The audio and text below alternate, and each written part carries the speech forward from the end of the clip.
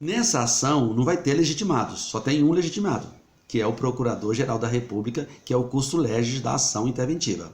Tá certo? Então ele não tem outro, o que ele busca aqui é o equilíbrio federativo. Ele atua na defesa da ordem jurídica, do regime democrático e dos interesses sociais. Então o objetivo aqui da DI interventiva é esse, tá bom? Ele não tem o procedimento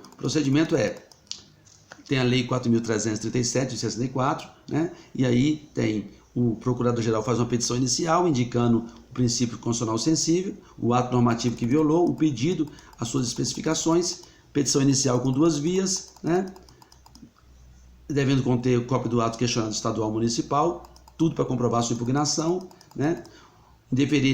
O relator pode indeferir liminarmente a petição inicial, quando não for caso de intervenção interventiva, faltou alguns requisitos e foi inepta.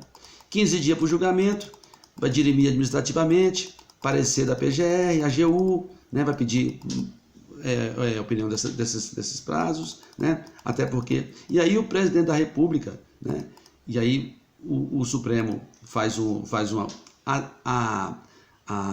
julgado procedente o pedido, far-se-á a comunicação às autoridades e órgãos responsáveis pela prática dos atos questionados, e aí o presidente do STF publica o acordo, levando ao conhecimento do presidente da República, que para o prazo de 15 dias vai dar o cumprimento do artigo 36 da Constituição Federal, que aí vai ter a intervenção federal, tá certo? Porque não é requisição, o presidente da República não poderá descumprir a ordem mandamental sob crime de responsabilidade, como crime comum, tá certo? Porque ele tem que cumprir a decisão de intervenção efetiva.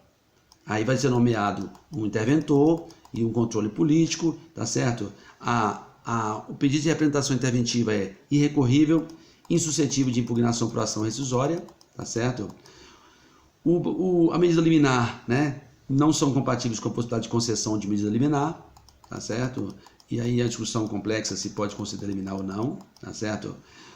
Finalmente, o artigo 5 da Lei 12.562 de 2011 admitiu expressamente o cabimento de medida liminar na representação interventiva, mas por decisão a maioria absoluta dos seus membros. Tá? Então, primeiro não aceitava, depois evoluiu, e aí representação interventiva no caso de execução de lei federal, aí vai ser intervenção federal. No caso de intervenção estadual, a DI interventiva estadual, você tem a possibilidade de fazer essa DI interventiva estadual. Tá? O mais importante, você tem aí possibilidades de discutir o descumprimento disso, permitindo, claro, que esses procedimentos são complexos, eles não são comuns, são raros, mas existe todo um procedimento previsto na Constituição para fazer essa possibilidade. Tá? E aí você tem, que eu vou desenvolver no próximo tópico, o controle abstrato de constitucionalidade nos Estados-membros, para que vocês, pelo princípio da simetria, vocês vejam como acontece esse controle. Daqui a pouco a gente volta para falar sobre esse assunto e depois só um pouquinho sobre amicus curiae, para nós encerrarmos o nosso curso, para ele não ficar muito longo e cansativo. O mais importante o Supremo tem 5 ações no controle abstrato de constitucionalidade, que discute vários temas. E o aluno, para fazer uma prova de concurso, fazer uma prova da OAB, para fazer uma prova, ele tem que conhecer um pouquinho do ordenamento jurídico. E esse curso é para isso, tá bom? Então a ideia é óbvio que você está falando da representação interventiva, isso não é muito comum, né, no ordenamento jurídico. Mas nós temos a previsão legal para que, se o Estado começar a desobedecer os princípios sensíveis, se o município começar a desobedecer os princípios sensíveis, há a possibilidade de ação direta de inconstitucionalidade interventiva. Entendeu? Ação direta interventiva, tá bom? Daqui a pouco a gente volta.